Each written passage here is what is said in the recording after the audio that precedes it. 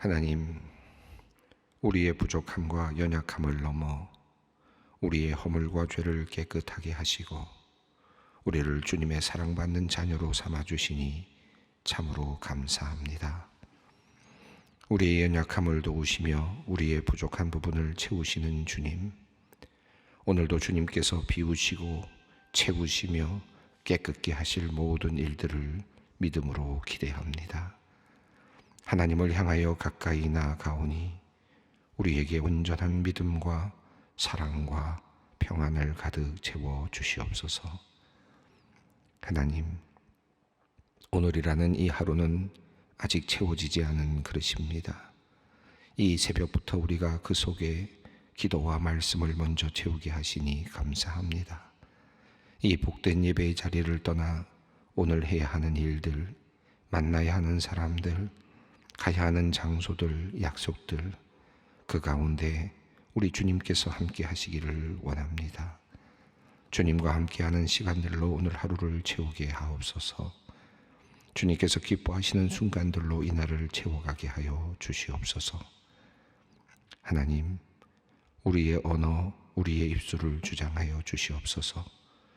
오늘 하루 축복의 말로 우리의 가정을 가득 채우게 하여 주시옵소서. 사랑의 말로 아이들의 방을 가득 채우게 하옵소서. 격려의 말로 우리의 사업장을 가득 채우게 하옵소서. 오늘 우리의 삶 속에 감사가 넘치게 하시고 기쁨이 넘치게 하여 주시옵소서. 성령의 빛 아래서 주님의 순환을 다시 바라봅니다. 거짓된 증언과 모함과 욕설과 분노, 시끄러운 소리들 속에서 정작 진리의 말씀이신 주님은 침묵하셨습니다. 생명을 살리시며 죽은 자를 일으키시며 귀신을 내어 쫓으시던 그 주님의 능력 있는 말씀은 멈추었는데 죽이려는 자들, 거짓을 말하는 자들, 자신의 이득을 위해 일하는 자들의 소리는 시끄러울 만큼 드세고 의기양양합니다. 군중들의 소리를 들으며 비겁하게 판결을 내리는 빌라도의 모습이 또한 보입니다. 우리 주님께서 얼마나 억울하고 힘드셨을까 생각할수록 마음이 아프고 괴롭습니다. 하나님, 주님의 그 고통당하심이 바로 오늘의 우리들 억울하게 죽임을 당하고 여론에 휩쓸려 문매를 맞으며 거짓된 이야기에 휘둘리는 군중들의 외침에 절망하는 사람들, 여론이나 어떤 힘에 눌려 비겁한 판결을 받고 울고 있는 수많은 사람들과의 연대이시며 그들을 향한 주님의 위로이심을 믿습니다. 하나님, 우리가 고통을 당하고 모든 일을 힘든 일들을 경험할 때 결코 외로워하지 않게 하시고 절망하지 않게 하옵소서. 우리와 함께 하시는 주님, 함께 고통을 짊어지시고 함께 걸어가 주시는 그 주님을 보게 하여 주시옵소서. 그리고 주님의 그 십자가에서 위로와 소망을 얻게 하여 주시옵소서.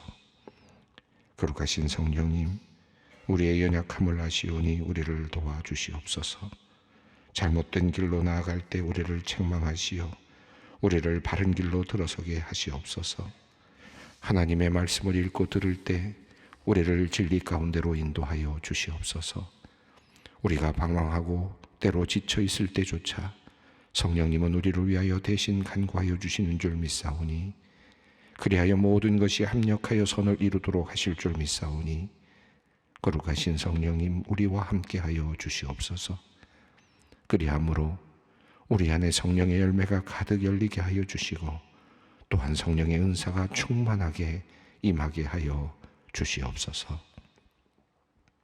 하나님, 어제 새벽에 북한이 쏘아 올린 발사체와 그에 대한 재난 경보는 잠시나마 우리에게 전쟁의 위험을 생각하게 하였습니다. 주님, 이러한 상황을 통해 우리의 안전이 주님께 달려있음을 더 깊이 생각합니다. 모두가 엄청난 피해를 입게 되는 현대 전쟁에서 여호와께서 성을 지키지 아니하시면 파수꾼의 깨어있음이 헛됨을 우리가 깨닫고 우리의 안보와 세계 평화를 위해 더욱 힘쓰며 기도하게 하옵소서. 특별히 여전히 서로를 파멸의 길로 몰고 가고 있는 러시아, 우크라이나 전쟁을 위해 기도합니다. 주님, 권력자들의 헛된 욕망에 희생당하는 시민들을 불쌍히 여겨주시고 그 땅에 주님의 평화를 허락하여 주시옵소서. 그리고 남과 북이 여전히 미사일을 겨누고 있는 이 한반도가 결코 다시는 전쟁터가 되지 않도록 주님께서 지켜 보호하여 주시옵소서. 소망의 성도들을 위해 기도합니다. 1년 전 발목 수술을 하고 오늘 철심과 판을 제거하는 성도님이 있습니다. 수술 후 1년간 재활치료하며 주님의 은혜도 체험하고 새벽 기도회에 참석하며 믿음도 많이 자라났습니다. 오늘도 주님께서 세밀하게 성도님을 지켜주실 줄 믿습니다. 온전한 회복이 이루어지도록 주님께서 모든 수술의 과정을 지켜주시옵소서. 남동생을 위해 기도하는 누님, 권사님의 마음 가운데도 성령께서 평안의 마음으로 가득 채워주시옵소서. 두개골 골절로 인한 뇌출혈로 의식을 잃은 채 주님의 도우심을 바라는 청년을 주님께서 불쌍히 여겨 주시옵소서. 두개골에 물을 빼고 기도도 확장하였습니다만 아직 의식이 돌아오지 않고 있습니다.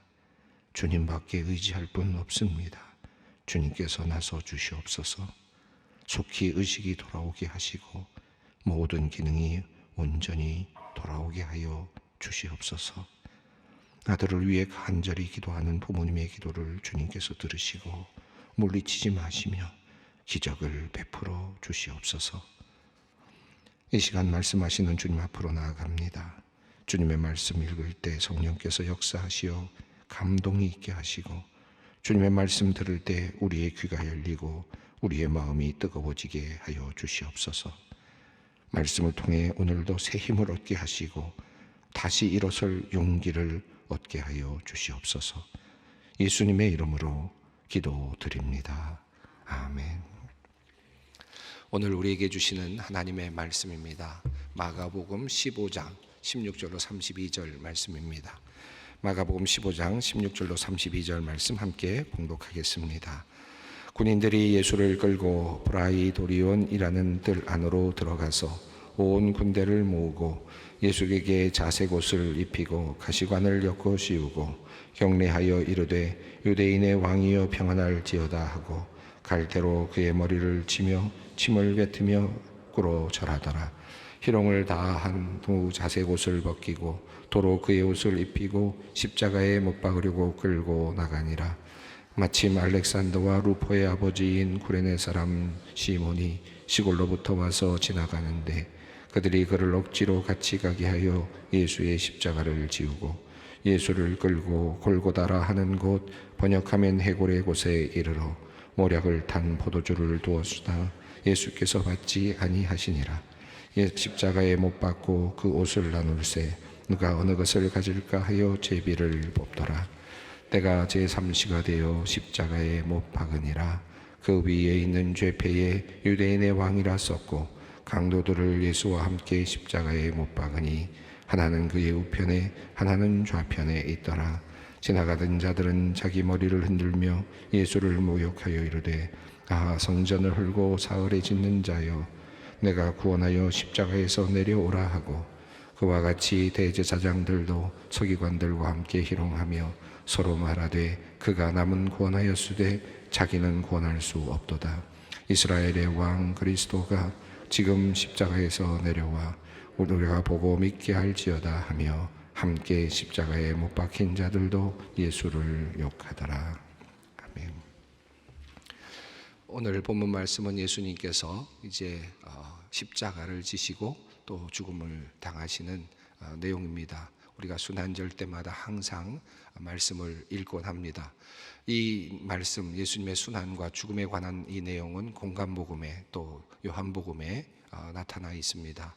그래서 네 곳에 이 예수님의 죽음과 관련된 기록이 있죠. 조금 다르기도 하고 또 일치하는 부분들도 상당히 있고 또 한 곳에서 말하지 않은 것들을 또 다른 복음서에서는 조금 더 설명하고 있는 부분들이 있어서 네 복음서를 함께 읽으면 우리가 하나의 큰 그림을 그릴 수 있을 것 같습니다. 오늘 마가복음 이 15장 이 말씀은 이제 16장이 마지막 장이니까 이제 마지막으로 향하고 있는 중입니다. 예수님께서 자신의 모든 것을 내어주시고 또 목숨까지도 내어주시는 귀한 장면입니다. 앞서서 있는 그 본문 우리가 읽어보았는데 예수님의 침묵 그리고 사람들의 그 많은 소리들, 이것을 우리가 보면서 진정한 소리는 이제 침묵하고 있고 또 정말 듣지 않아야 할 소음과 같은 소리들이 만연하고 있는 그 같은 모습을 우리가 확인했습니다. 흥미롭게도 바라바라고 하는 사람을 놓아주게 했는데 이 바라바라고 하는 사람은 폭동을 일으킨 사람으로서 기소가 되었고 그리고 사형이 확정된 사람이었죠. 반역 음모를 꾸미는 죄목으로 기소가 되었다가 이제 예수님 대신에 석방이 되는 사람이 되었습니다. 그런데 또 아이러니하게도 예수님 역시 예수님은 반역의 음모로 또 기소를 당하게 되었고 또 십자가를 지게 되었습니다.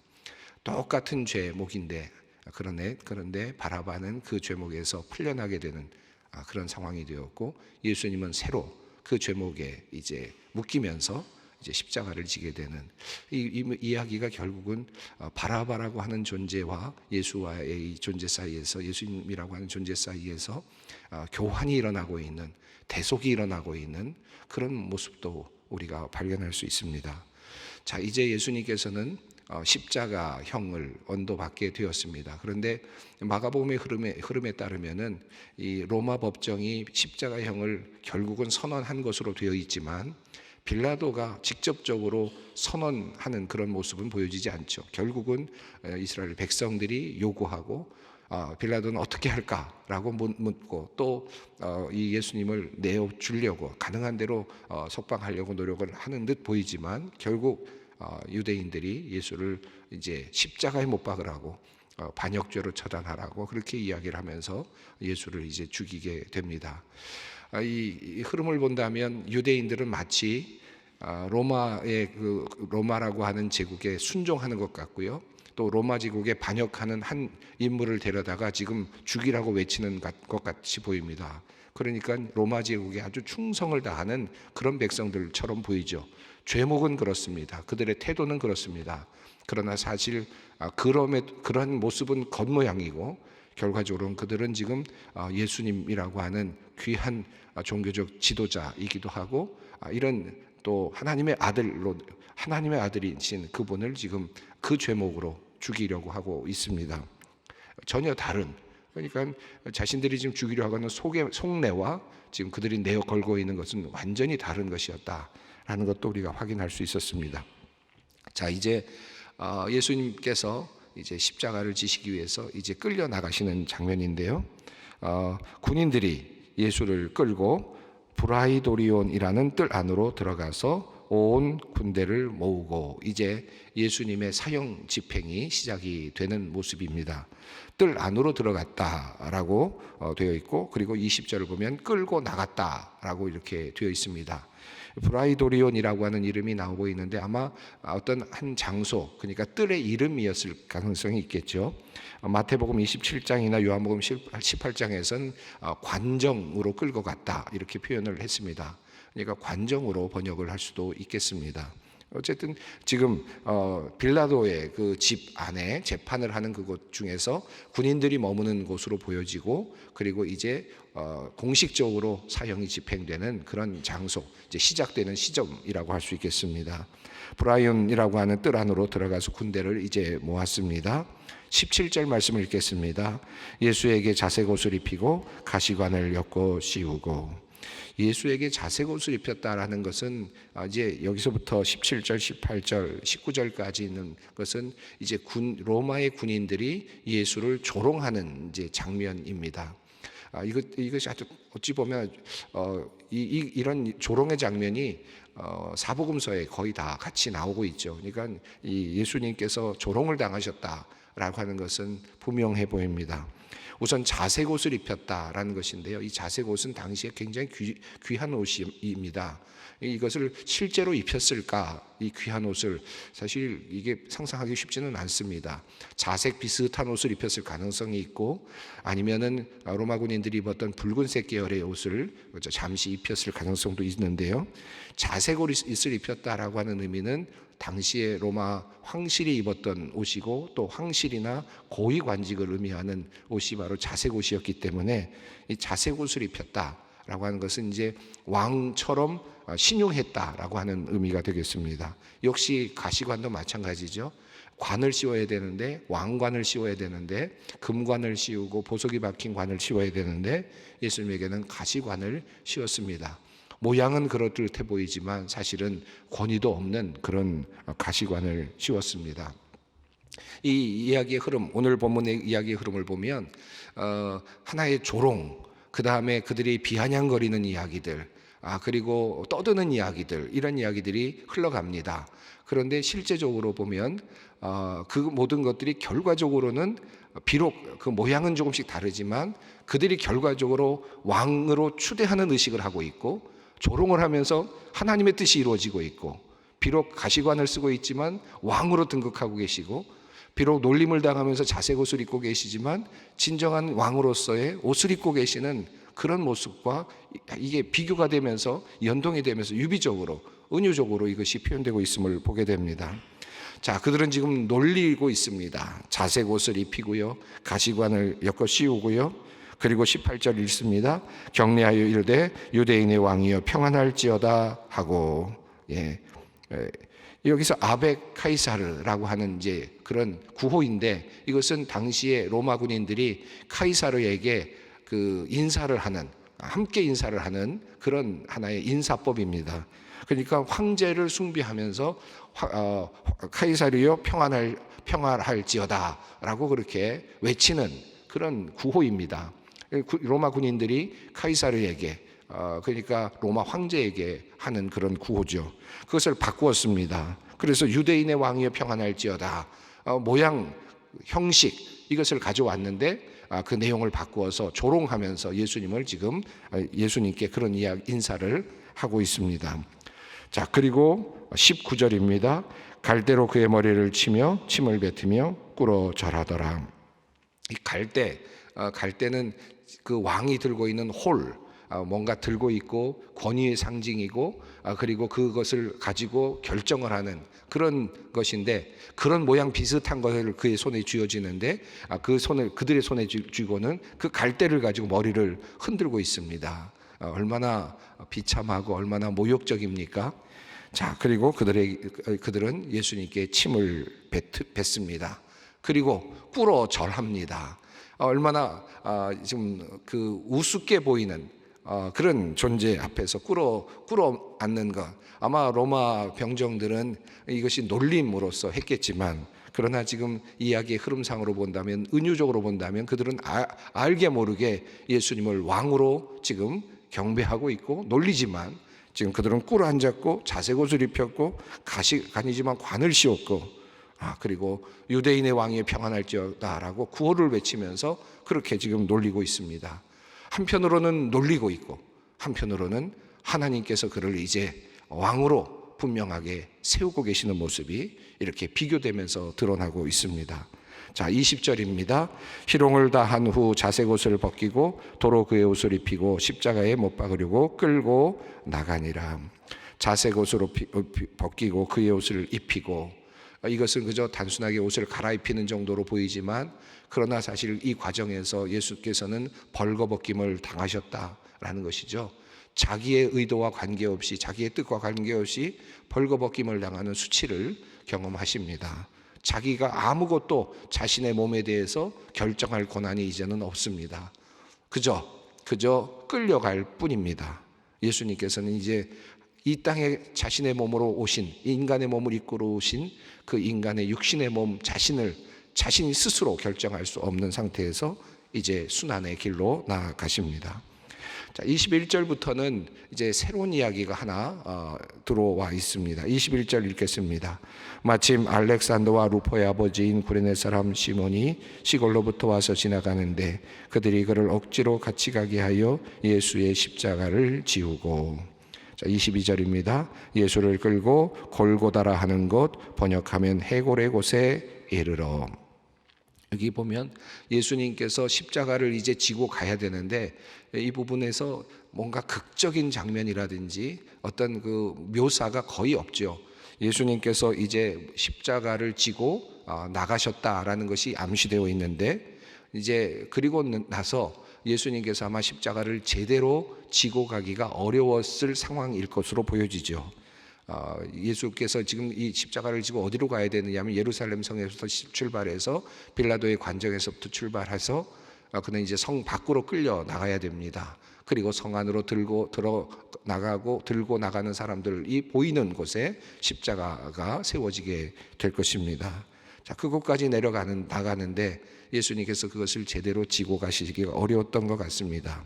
그것은 생략되어 있지만 알렉산더와 루포의 아버지 구레네 사람 시몬이 지나가다가 그가 그만 예수님의 십자가를 대신 지게 되는 그런 일을 하게 되었습니다. 이 루포라고 하는 사람이 동일한 인물인지는 모르겠지만 로마서 16장 13절에 보면 주 안에서 택하심을 입은 루포라고 하는 표현이 나옵니다. 아마도 구레네 사람 시몬이 예수님의 십자가를 지도록 한 후에 아마 구레네 사람의 가문은 아마 영광스러운 가문이 되었을 거라고 추측할 수 있겠죠. 여기 보면 그냥 구레네 사람 시몬이라고 하지 않고 누구누구의 아버지라고 한 것으로 보아서 그 자녀들이 지금 모든 초대교회 교인들에게는 알려진 인물이었을 가능성이 꽤 있습니다.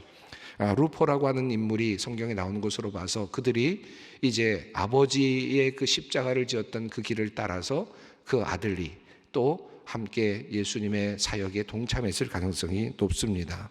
자, 그가 억지로 사실은 십자가를 지었습니다마는 누가복음 23장 26절이 그 사실을 이제 이야기 또 하고 있는데, 이 본문은 마가복음이지만 누가복음은 이것을 초대교회 교인들이 이제 살아가는 하나의 모범으로, 예수님의 십자가를 지고 따라가는 모범으로 그렇게 묘사를 하고 있습니다. 억지로 지는 십자가이지만 그러나 그가 그렇게 함으로 예수를 따라갔다라고 하는 사실을 이 누가복음은 조금 더 강조해서 보여주고 있거든요.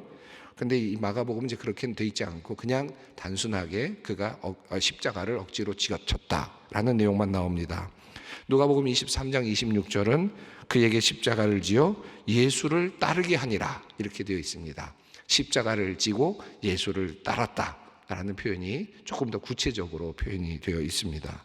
이것은 그리스도 공동체, 초대교회 공동체들에게는 매우 중요한 귀감이었습니다. 비록 억지로 따라가는 십자가지만, 내가 지고 싶진 않았던 십자가지만 그러나 그것을 지고 따라갔다.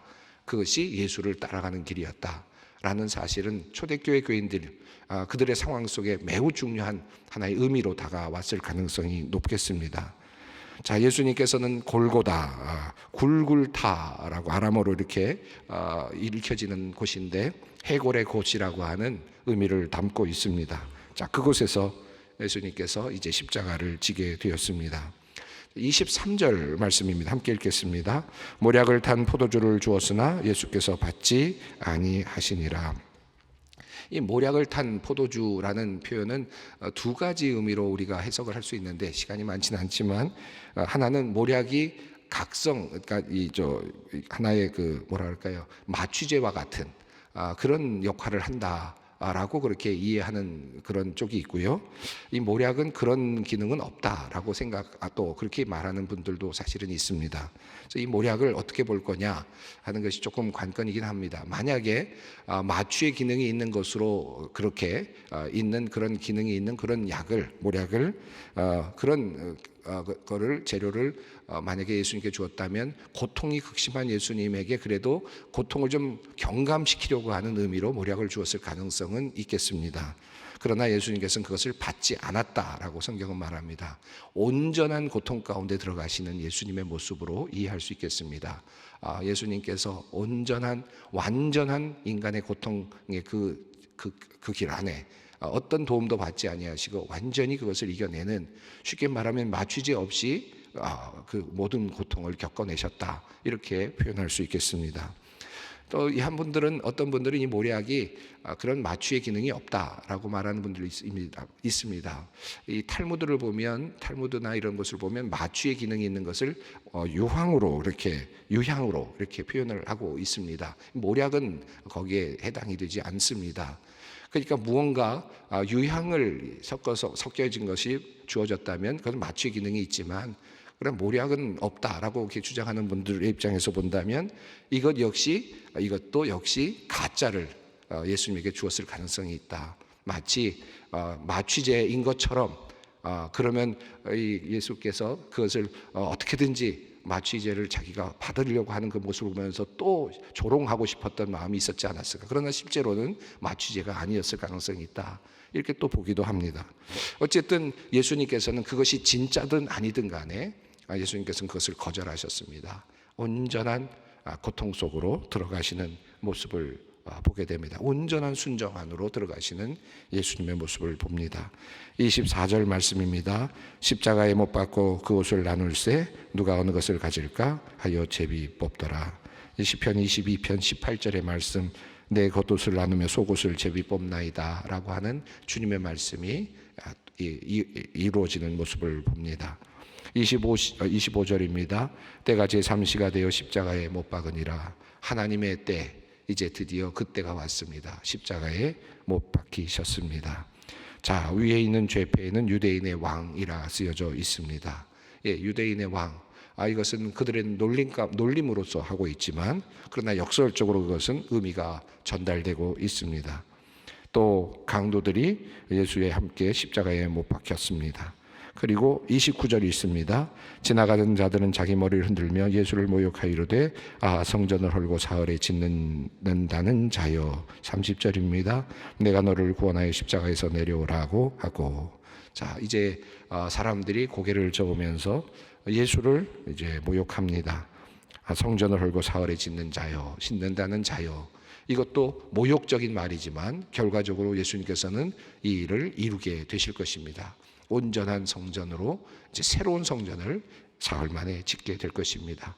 자, 지금 그들은 모욕하고 조롱하고 이 세상 속에서 볼 때는 참으로 참혹한 모습으로 보여지지만, 그러나 의미는 흘러가고 있습니다. 유대인의 왕, 그리고 모든 인류의 왕이신 예수 그리스도, 그분은 이제 왕관을 쓰셨는데 가시관을 쓰셨고, 그리고 자색 옷을 입으시고, 그리고 이제 십자가에 달려 돌아가고 계십니다.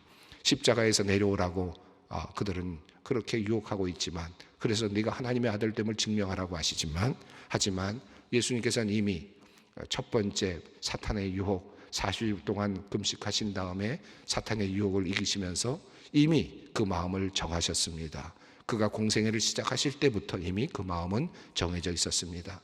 성전에서 뛰어내려라. 그러면 하나님께서 너를 받쳐주시지 않겠느냐, 천사들 보내 받쳐주시지 않겠느냐, 그러면 수많은 사람들이 너를 하나님의 아들로 믿지 않겠느냐라고 하는 유혹이 있었지만, 예수님께서는 그 초심에서 이미 그것을 단호히 거절하셨습니다.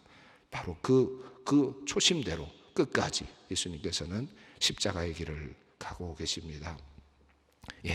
오늘 이 십자가의 길을 우리가 쭉 다시 살펴보는데 참으로 힘드셨을, 그러나 정말 우리를 위해서 구원하시기 위해서 자신의 모든 것을 내어주시는 예수님의 모습을 다시 한번 기억하면서 감사한 마음으로 우리 함께 기도의 자리로 나아가겠습니다. 하늘에 계신 우리 아버지 이름을 거룩하게 하시며 아버지의 나라가 오게 하시며 아버지의 뜻이 하늘에서와 같이 땅에서도 이루어지게 하소서.